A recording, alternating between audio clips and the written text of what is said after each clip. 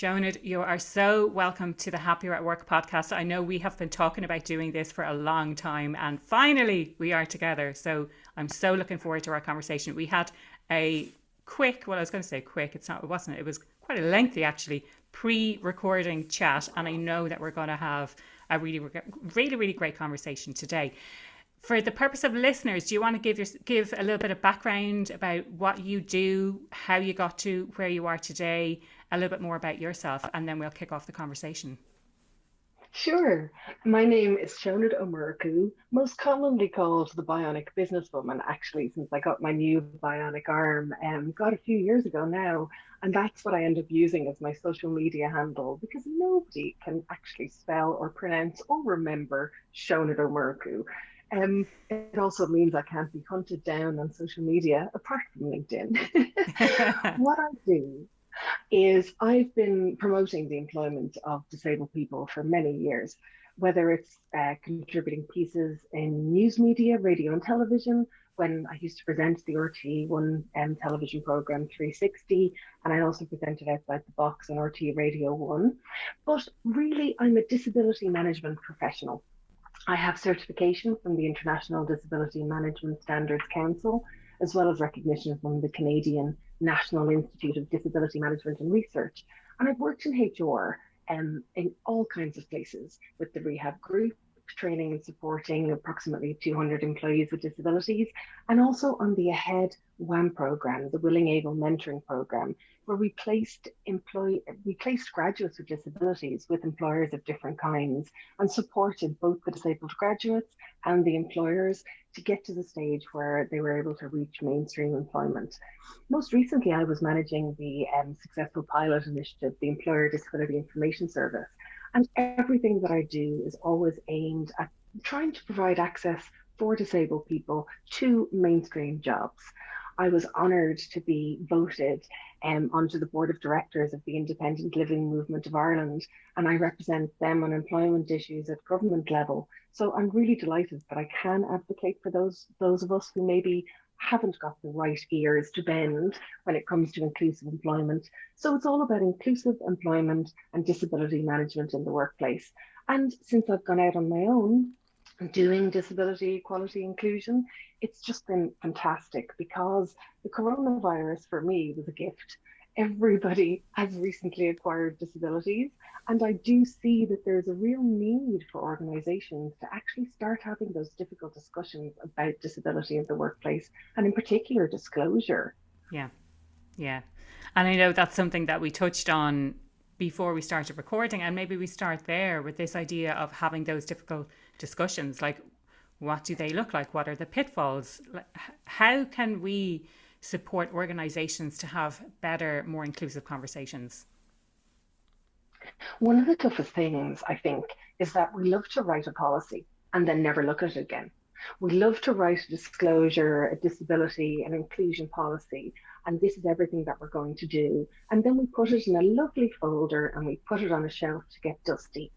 Instead of actually living it or taking it down from that dusty shelf and making it a live document, we end up not actually embracing the diversity within our organization. A lot of times that comes down to the bias that we all have, but really, most of the time it's because disability is still considered the poor cousin when it comes to diversity and inclusion. It's the less sexy side of D&I, I feel, and a lot of people don't always want to embrace it.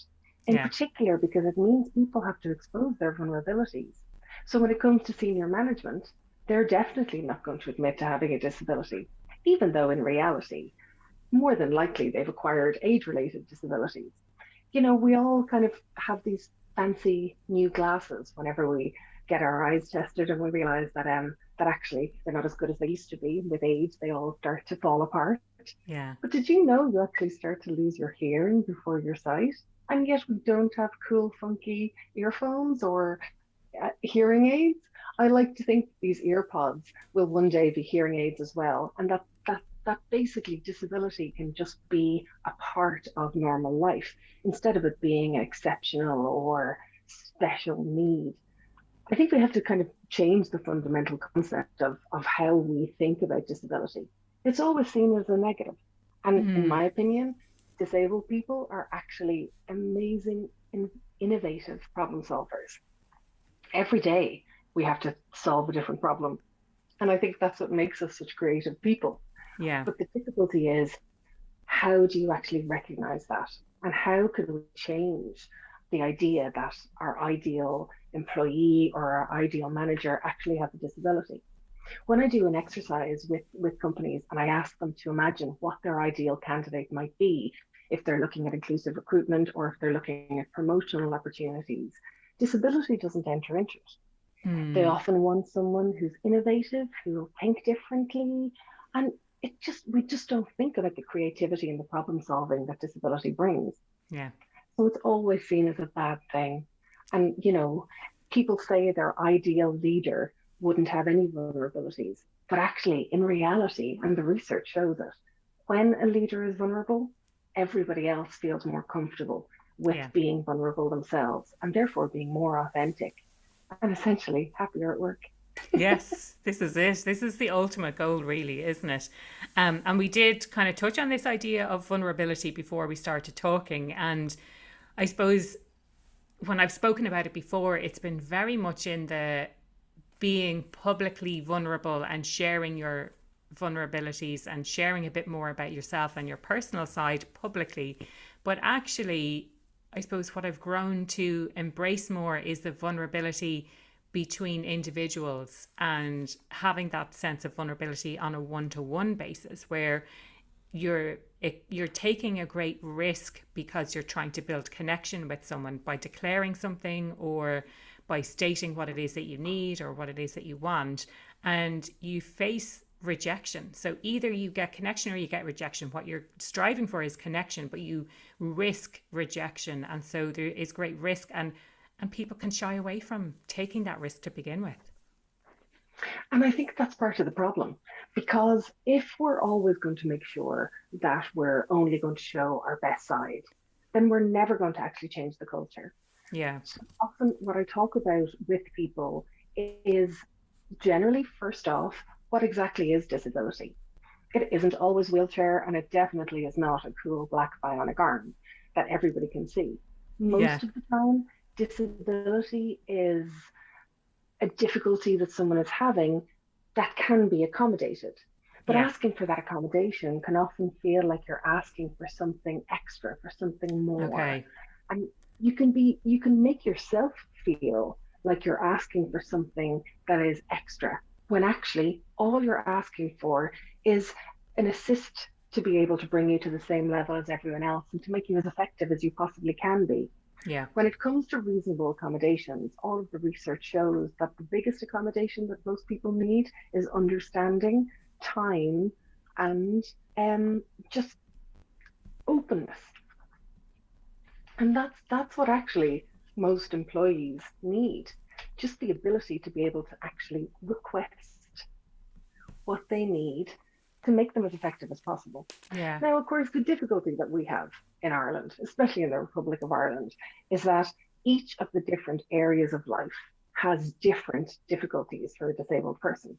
So, Okay. for example, when I got married, that was the worst thing I could have done because obviously, as a married woman, my husband can look after me and I don't need any medical cards or any prosthetic limbs. I can Oh, just of lie course you around don't. and Yes. be minded by my husband. So when it comes so when it comes to getting personal assistance or getting housing or getting transport, there are huge barriers for disabled people in Ireland, in particular transport outside of the main urban areas. Yeah. So all of these things have a huge impact on the ability of disabled people to take up employment. But at the same time, there are many great schemes at the moment that give assistance to disabled people looking for work. And of course, there is lots more support than there ever was before for employers as well. And of course, they can always call you and me to be able to help them focus. Because for me, I suppose I did learn that lesson the hard way. Facing into those adverse and challenging conditions, I acquired my disability when I was 18. So it was only when I was trying to access employment and after college, after leaving the supportive environment of college, that I realized that this disability thing, it just wasn't going away. Yeah. And I needed to be able to find a way to actually discuss it and talk about it and be able to request accommodations. And I often tell the story, I'll share it with you again if you don't mind, Yeah. of the first time I ever tried to talk about my disability. I wanted to disclose so badly. I wanted to make sure that I was being as honest as possible. I wanted to be able to actually request all the accommodations that I needed. And losing my limbs when I was 18 had been really tough to get through. Yes, I was very grateful to be alive, but it looked to me like the road back to independence was going to be really, really tough. And of course, the doctor said maybe I wouldn't be able to wear prosthetic limbs. So after fighting so hard for my independence, going back and completing my leaving cert and then getting my degree, I wanted to express how driven, determined, and able to problem solve I was just by going through all of that. So I decided when the interviewer asked me in my first proper corporate interview, when he asked me to tell him a little bit about myself, I just put both sweaty hands on the table and I looked at the table so I wouldn't be distracted by him. And I began to tell him all about the horror and the awfulness of being in hospital and how awful it was to lose my limbs and how amazing I was to have overcome all of that. And I was probably quite heavy on the adjectives and on the gore, and I Yeah. probably overshared substantially. And I got to the stage where after about 14 minutes of my talking nonstop, I looked up and he was in floods of tears. You know, the kind of crying that you can't breathe, you know, the Yeah. sort of kind of Gasping. Yeah. Yeah. Yeah. So I had to run out of the room, try and get him a glass of water. My prosthetic arm crushed the glass of water, splashing it all over me. I was trapped between one door and another because I had no security swipe. And it was just absolutely ridiculous. And of course, I didn't get that job. In fact, I'm sure that person hopes to never see me again. But it was a real learning opportunity for me Yeah. because I had totally overshared and I had let the disclosure of my disability become a barrier. And I suppose I had kind of pushed the envelope a little bit as well. Hmm. I think the best way to avoid those conversations and make them into more positive experiences is to have that open and honest conversation inside the organization. And really, the question you're asking yourself is, what would I want to be asked if I was in that situation? Hmm. And I think that's where we don't put ourselves in my plastic shoes, you know? Yeah. I often say, you know, you have to walk a mile in my Barbie feet to really know the challenges. The interesting thing was I found that in the beginning that my skills were invisible and employers could only see the disability and the potential Right. problems I created. And it was only really by getting a family friend to to help me with my first job that all of that fell away. Because Interesting. having on my CV that someone else had trusted me to do a little bit of work meant that other people could do it also. Oh, And interesting. it validated my ability to work like Yeah. nothing else had Yeah. before. Now what you find is that those diversity and inclusion initiatives are becoming much more popular, but it really is now focusing on disability in a way it wasn't before. As I said, COVID and COVID-19 and the coronavirus has thrown up a lot of disability issues that were probably latent and under the surface, but that maybe we weren't dealing with before. Hmm. Mental health, dissatisfaction sometimes in the workplace, and a lack of authenticity and happiness from a Yeah. lot of people. Just doing the rounds, just doing what you need to do. And that is never going to make for a great organization. No way. Definitely not. There are a couple of things I suppose I'd love to understand from a couple of different perspectives, and we briefly spoke about this before we started recording, and you've mentioned it just now, Seònaid. The request for accommodation from an individual perspective, but managing that from a organizational or from an individual manager perspective as well. So can we talk about those, both of those perspectives in a little bit more detail? First off, I think what I always say to organizations is you just have to acknowledge that not everybody's going to disclose. Not everybody's going to feel comfortable. So I think you have to start from a place of knowing that you're never going to get 100% compliance Yeah. in the area of disclosure. All that you can do is your very best to make sure that the culture is open. So talking about it, having discussions, doing events, and not just on the International Day of People with Disabilities on the 3rd of December, doing it just as a normal way of doing it. I loved when you were chatting to my friend Claire Kennelly of Inclusive Cork, and she mentioned how they didn't want her to speak at a women's event because they wanted to keep her for the disability event, even Oh though she is yeah. a woman. And Yes. Yeah. Yeah. it's stuff like that. It's trying to silo each different, I suppose, category of diversity. You Yeah. know, those Yeah. Yeah. 9 grounds, only treating one, because you One at can't a be time. You can't have gay. multiple. Exactly. You can't be a gay disabled woman. It's impossible, obviously. So I think you have to really dig down deep into why are you separating them out? Why is diversity only allowed if you tick a particular box in a particular way? Hmm. That's the whole point about diversity and difference. It is always different. And please don't get excited if you've replaced all of your pale male and stale senior executives with their female counterparts who went to the same school and are exactly the same, just Oh yeah. female. I mean, Yeah. please. Yeah. That does not diversity make. I think I it's saw really I saw important. I saw something on LinkedIn. I was going to say not too long ago. It's probably a good few months ago now, and in it it might have been a poll. When polls were first became popular before they became a little bit tired, but it did have something like the different options that you've kind of presented there, where you have people who went to similar schools, they went to similar universities, but and get this, there were people of color there, and there were women on the board, etc., etc. But they probably all think in the same way because they have a similar background. Whereas the other one was, I think it was all male, let's say, and all a similar age, but actually there was someone from, people had different backgrounds. And the question was, which one of these is more diverse?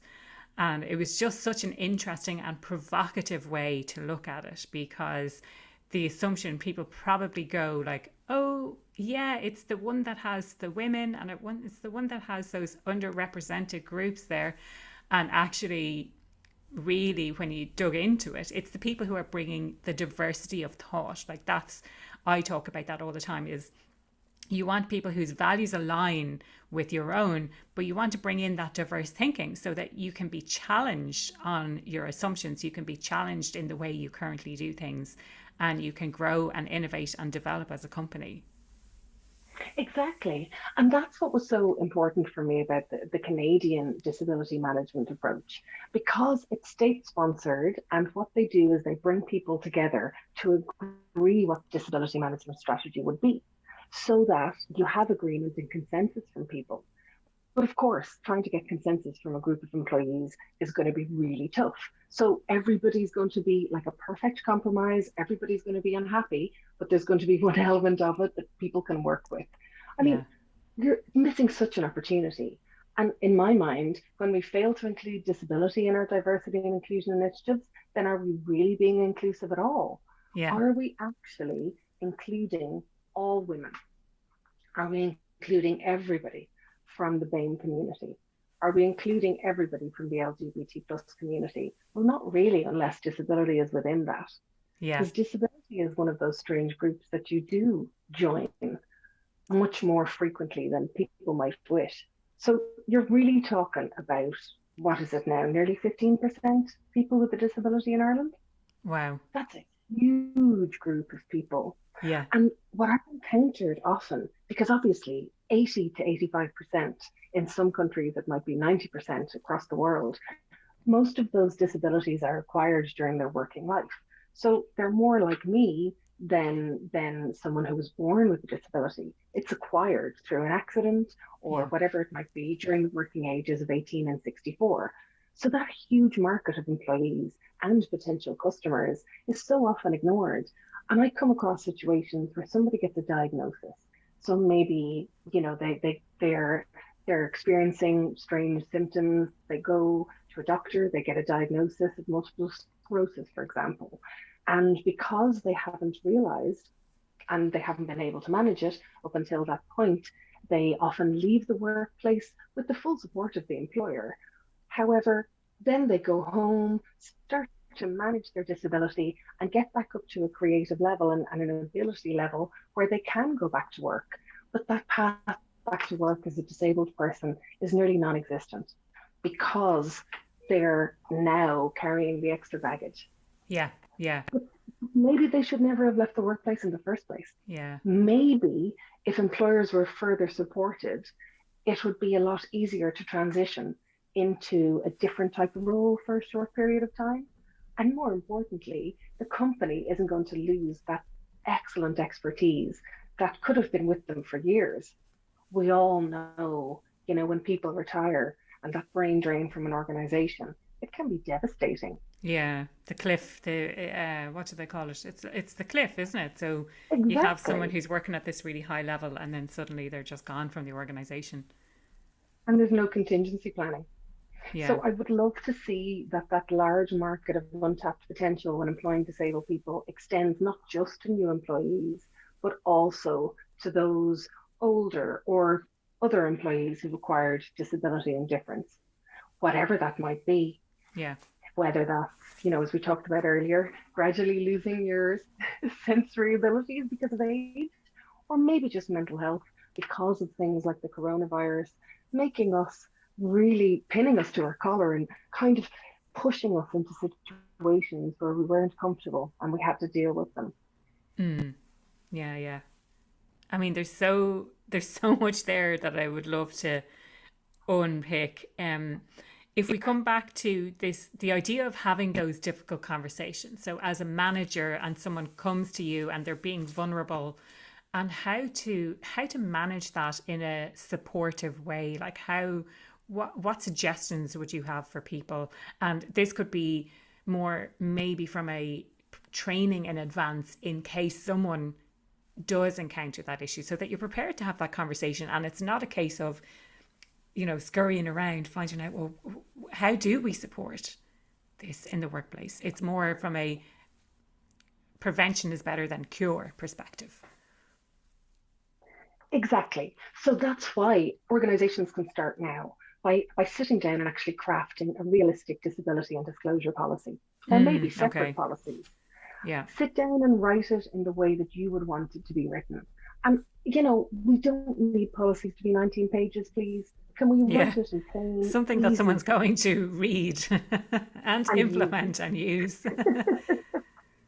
So yes, have something that actually is able to be agile and to change with the organization, but also that tackles the difficult questions.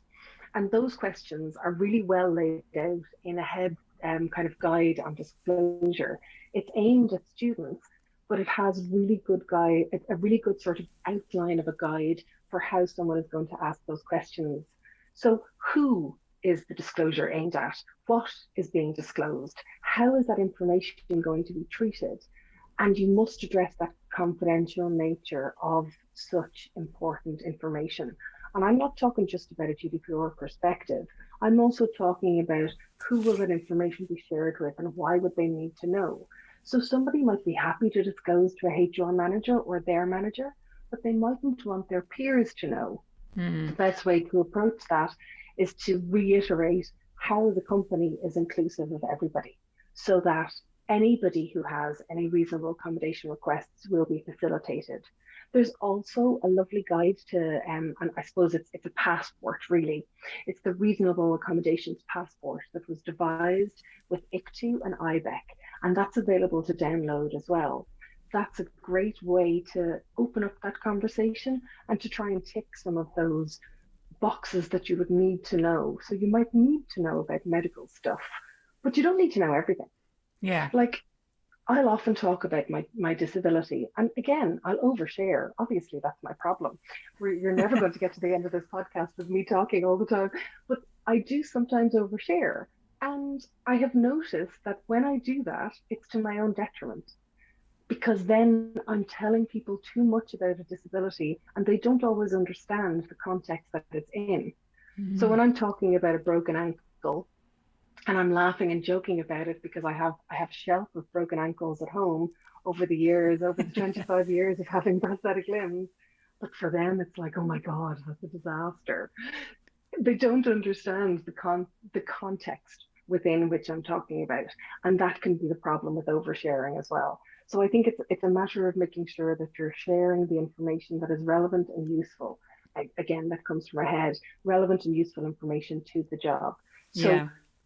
we often, in particular employers and HR managers, we ask for the name of the disability. The name of the disability tells you nothing. It's Okay. the Yeah. impact on the individual. And if you have all of those policies and procedures there, you can really empower line managers and supervisors to have those conversations, to get out the reasonable accommodation passport, grab a cup of coffee and sit down and talk to somebody. Yeah. But you see, that would be in a situation where somebody wants to disclose and where the information is made known at an earlier stage. The reality is that most disability becomes present when someone's having a difficulty. Yeah. So it's not always the employee that you like and the employee that's been a top performer the whole time. It might actually be the person who's been a thorn in your side for the last 2 years. Yeah. And the reason that they've struggled and they've had difficulties is possibly because they weren't being accommodated and maybe they didn't feel like they would be embraced if they disclosed their mental health difficulty or the fact that they were going through a horrific divorce or something awful had happened. I think that's where we have to remember that it isn't always the employee that we like. It's not our favorite. It Mm. will often be the person who's been having difficulty for some time before that disclosure makes itself known. Yeah. So, as I often say to people, you have to stop acting like a human and act like a proper manager and be embracing and ask yourself that question. What what would I get out of it if I was disclosing? Like, Yeah. why would I bother? And Yeah. I think we have to be brave enough to ask ourselves that question. Yeah. What are they getting out of it if they tell us about their disability? That's a really interesting point. Yeah. We don't ask ourselves that question. Maybe because we're afraid of the answer. Yeah. Absolutely nothing. They're not getting anything out of it by sharing because we don't know how to accommodate them. Exactly. There's a couple of things I'd love to drill into, to dive into a little bit more there. Um, the thing that sort of stands out to me is if an employee has been, say, underperforming for a couple of years, in my mind, the manager should have had that conversation much earlier on, created that safe environment for someone to disclose if they feel comfortable doing so, but kind of not in a forced way. But I think those things around performance definitely need to be addressed a little bit earlier on, and it is the responsibility of the manager to have those difficult conversations, and they are difficult conversations to have. Um, Definitely. the other thing I Especially, sorry, go on. Yes. sorry for interrupting. I was just going to say, especially if somebody is new to their own disability and if they don't know what they Mm. need, what can help them to be accommodated, it can become a really difficult situation. And in particular, if the senior leader or the manager is kind of saying, well, could you not go and get some help for that? That is never going to go down well. You go off and deal with that outside of the work, and don't be bringing your problems into the work. Go off and sort yourself for God's sake. Yeah, yeah. It's funny. I see a huge shift in how we approach everything work related. And I mean this in a really positive way, because previously, and I've seen people describing it as, you check yourself at the door when you come in here, and you don't bring the outside world into work, and equally you don't bring work home. Whereas there's much more, and maybe it was definitely happening pre-COVID, but maybe it's been absolutely exacerbated by COVID because we're essentially looking into people's homes when we're having conversations with them. You know, Hmm. the majority of people are working from home, working remotely, and still doing that from what I can see. There's a handful of people that I'm connected with who are back in the office, but for the majority of people, it's still working from home. Um, the other question I had, Seònaid, was this the idea around the reasonable accommodations passport. Can you share the kinds of things that are included within that, or how to facilitate a discussion with someone using that? Usually, there's a couple of questions within the tool itself, and Mm, it might be, well, what is the medical condition? What is the impact? How does it impact on you? And what can the organization do to help? And the thing about reasonable accommodations is, again, it's a constantly changing environment. And I think you have to create a system that can be reviewed on a regular basis because disability in many cases can fluctuate. So, for example, with me, I usually get prosthetic limbs every 2 years. So it means that I have a peak of about 9 months of running around like as if I have no prosthetic limbs. And the rest of the time, I might need a wheelchair or I might need my stick a little bit more. But I suppose it's being able to have that flexibility within it to mm, review whether the accommodations are working, not just for the employer, but also for the employee. So to have those conversations and really to have that active listening piece mm, that we spend our lives talking to managers about, to ask the question, well, tell us about the impact, but only focus on work. You know, we end up sometimes hearing about, or receiving psychiatric assessments or educational psychologists' explanations of dyslexia. They aren't going to help us yeah. because that's really focusing on that medical model of disability. And I know Claire Kennelly covered it already, so no need to go into it again. But really, we need to be thinking about it as the human rights approach to disability, the Mm, social model, the fact that when you accommodate, disability can disappear, but only if you have the process in place to be able to put those accommodations and to have those conversations. So I often end up talking about it like, and I know I stole it from the LGBT plus community, I talk about it as coming out with your disability okay. Yeah. because Yeah. that is what you're doing. Yeah. And it's about creating that environment that you're easy, that it's easy to talk about your disability. It's easy to be different and that people want to be different. And I think that's what's one of the most important things. Who am I? I'm disabled. I'm also a woman, but maybe I don't want to tell you that. And I think it's about creating those those open conversational opportunities to be able to talk about it Yeah. and to enable the coming out of a disability. And Yeah. of course, as I said already, to acknowledge that what a disability is means very different things to very different people. As we touched on briefly when we were chatting, the idea that the disability community in Ireland is moving towards the UK approach of calling ourselves disabled people because we're disabled by the society we find ourselves in, as opposed to a person first language where you say person with a disability. And of course, it's further confused by the UN Convention on the Rights of Persons with a Disability, because of course, in many other languages, person with a disability is the accepted term. But we are moving towards disabled person as an identity Yeah. because, unfortunately, disability is me, and disability is also many other things, but it's part of me. It shapes how I think, Yeah. it shapes how I interact, and it gives me different responses and different ways of thinking. Yeah. We saw this, myself and my husband saw this amazing sports car drive by, and he's like, oh my God, that's an amazing car. I'm saying, no way, man, no room for your chair in the back. So it does Yeah. change the way that you think. Yeah. Yeah. And Yeah.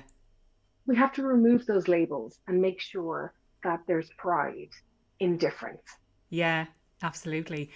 Um, Seònaid, what do you think are the biggest challenges for disabled people? So, from what I'm hearing from what you're saying, it's the initial getting into the organization in the first place, and at what stage do you disclose, if at all? But then once you're in the organization, what are the challenges there? Or maybe we talk about some of the biggest challenges that people have. Definitely, you have to look at the whole, I suppose, employment relationship. So the recruitment side, yes, to Yeah. make sure you're as inclusive as possible. And a lot of organizations tend to sort of have a work experience initiative, but they don't make the link into their mainstream recruitment processes. So Right. they might Yeah. they might get involved with the program like the Ability program, and Yeah. there's lots of them around the country, or the Ahead Willing Able mentoring program. But I know when I was working in Ahead, I know it's changing, but a lot of organizations wouldn't take the learning from the WAM program and apply it to their mainstream processes, Interesting. Yeah. Yeah. which was, in my opinion, a loss because the whole point about the Ahead WAM program was the learning that was coming out of it, and the free training that employers can get as well. But of course, the untapped pool of amazing talent that they're getting as well. But that's only the start. That's the start of the recruitment and employment relationship, the recruitment side of it, inclusive recruitment. You also have to look at the end of the employment relationship and whether somebody is leaving the organization because of a disability Hmm. and whether that can be accommodated and whether the person really, really needs to leave the workplace. Yeah. Can there be a way to work through it where somebody maybe takes a kind of career break to be able to start to manage their disability? And of course, the most important thing is during the employment relationship, the Yeah. management. And the secret to that employee management is to create an environment where disclosure is the norm. I find by having one of those recruitment and inclusive recruitment initiatives, and you get younger people who are very confident and have no problem talking about their disability pride, they can often kind of, start the domino effect, and they can often encourage other people within the organization to be proud of their disability and to talk about it, Yeah. talk about the fact that disability is welcomed. And I think having those conversations, asking yourself the question, well, why would you bother talking about disability in this organization? What do I get out of it if I was to disclose? Can produce really interesting conversations and can produce really interesting, I suppose, training areas as well. Hmm. And there's so many resources out there. I mentioned the Ahead WEM program, but don't forget, Sea Change has a fantastic workplace program as well that is free, as far as I understand. Maybe it isn't actually, but Sea Change will have all the information. But it's a fantastic workplace program all about managing mental health and having those difficult discussions because we imagine that disability is other people. In fact, it's all of us. Hmm. As my grandmother used to say, if we're lucky enough to live long enough, we'll acquire a disability. Yeah. So I think we have to remember that it isn't the unusual side of other minority groups. It's really a rich, untapped pool of amazing talent and people who will think differently and challenge you to think differently. I mean, if you actually look back at it, the history of disability is full of amazing things that were devised for disability but have been used by the mainstream. And I'm Yeah. talking about like, in fact, you can hear all about this in this great TED talk. It's all about size and average. Is there such a thing as average? Yeah. Yeah. Yeah. You've probably seen it. It's the example taken from the American Air Force, where they wanted to find the average pilot so that they could make a chair that would fit everybody. And they discovered that there is no such thing as average. There was Hmm. nobody who fit the average because Yeah. that's just the way it works. Yeah. And it's a fascinating way of looking at universal design in general. If we're designing for the average person, we're designing for nobody. If we're designing our recruitment processes for the average person, we're not including disability. If all of your first stage interviews are all done online, forget it. You already have, I suppose, pushed disability out of that side of it because maybe the platform that you're using maybe isn't accessible.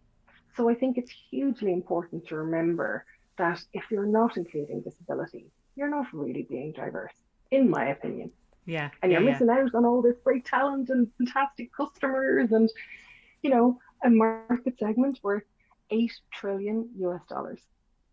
Say that again. The market segment of people with disabilities and their friends and families actually makes up approximately 8 trillion US dollars Wow. worldwide. Wow. So when you say that figure to companies, they're like shocked. There's Yeah. also so much research on the return on disability. So when you invest in a disabled employee, they're more likely to be more loyal. They'll go over and above for you. And that's just the fact because we might have a longer struggle. I had to apply for 10 times more jobs than my non-disabled peers. Wow. That's that's why I'll go over and above for you if you give me a Yes. job.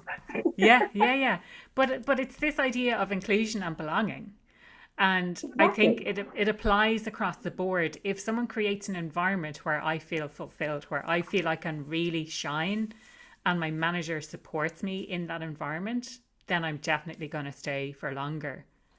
And if you have difficulties with the process and you know that it's going to take you 10 times more applications than your non-disabled peers, then you're definitely not going to put in the effort to look for another job if you're really happy where you are.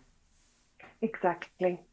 And I think that's one of the beautiful things of disability as well, is that, when you're looking for loyal employees, we don't always think disabled people, but actually they would more than likely statistically be the most loyal. Yeah. Or that was the case. We never know. The next generation coming up behind us might have, I hope, an easier time of it. Yeah. Yeah. And Yeah. This is it. when you cover those problems of disclosure, I think that can be a huge way to just have a more open culture, and everybody is happier. And of course, the one thing I forgot to mention about disclosure or telling someone about the disability is the way that you might actually like partially disclose. So I'll tell you about my prosthetics because they're kind of cool and funky and they're kind of part Terminator. But will I talk to you about my mental health? Will I? Am I going to, say to you, hi, I'm the newbie. I'm going to tell you about the worst time of my life. It's never Hmm. going to happen. Yeah. Yeah. So I think we have to remember that those conversations, yes, they're difficult, but there are so many things in our power that we can do to actually make it easier, to put Yeah. ourselves in their plastic feet. Yes, exactly. Now, if there is one practical thing that someone listening today can do, some action that they can take as a result, and anyone who listens to the podcast, anyone who listens to me speak, I love to make things as practical and action orientated as possible. What can they do? Just one thing that someone can do that is the first small step towards creating better understanding for themselves. I think having a look at the inclusion policies that you already have, are they are they actually driven by data? Do you know how Mm. many disabled people you have? I mean, statistically, if you have an organization of 50 people, you have lots of disability in your organization, but you might not be aware of it. Mm. So it might be an idea to maybe have a little look at whether you can have some active engagement, to have a look to see what your statistics are like. Yeah. Now, you and I both know that that will only be the tip of the iceberg because you have to follow that up with a policy that looks at what disclosure is, why is it important, what happens to people when they do, who do they talk to, and addresses that trust and confidentiality that goes beyond just general protection. We're talking about how can people trust the process, Yeah. and nobody will trust it if somebody has a conversation about their mental health issues and then they overhear themselves being talked about in the bathroom. Oh, you yeah. know so Yeah. those kind of things you have to really be careful of.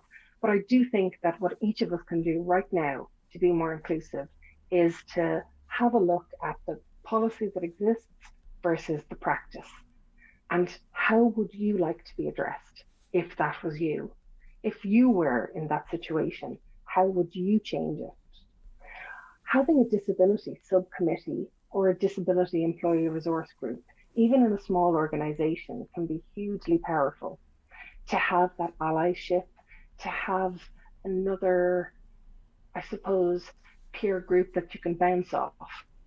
And it also can help to push things like a self-disclosure policy and to push active engagement Yeah. on looking at how many disabled people you have. And I think that will help to address the bias within the organization, especially that affinity bias that we all have, and in particular that ability bias that we all have, Yeah. whereby we imagine that disabled people aren't as good or as happy as non-disabled people. But you have to remember the disability paradox is that many disabled people lead very full and independent and excellent quality of life.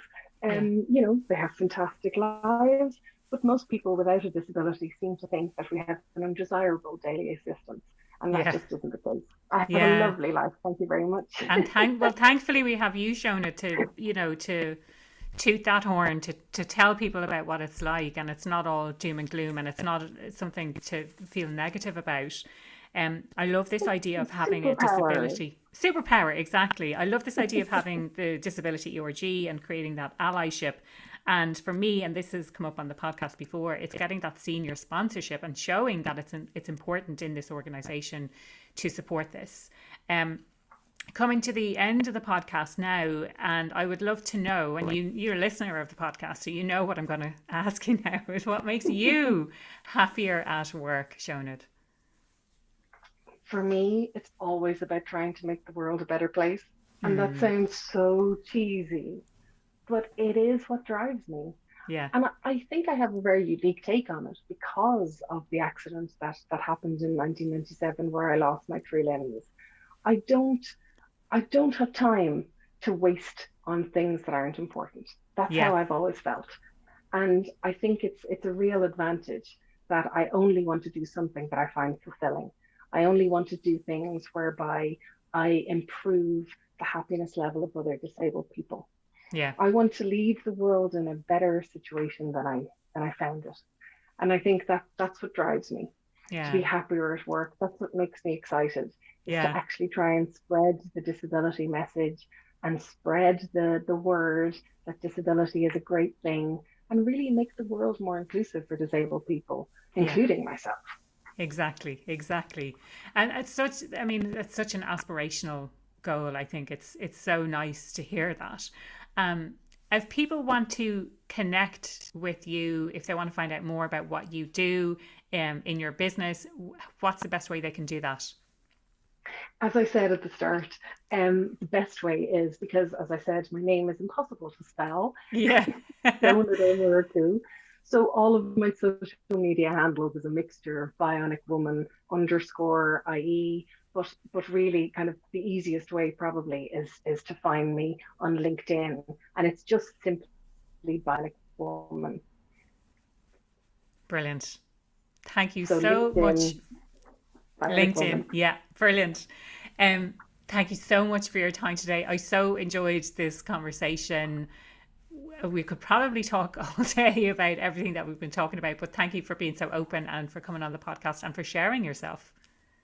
I absolutely loved it. I love your podcast. So it's a real honor to be invited on. Thank you so much, Aoife. You're so welcome.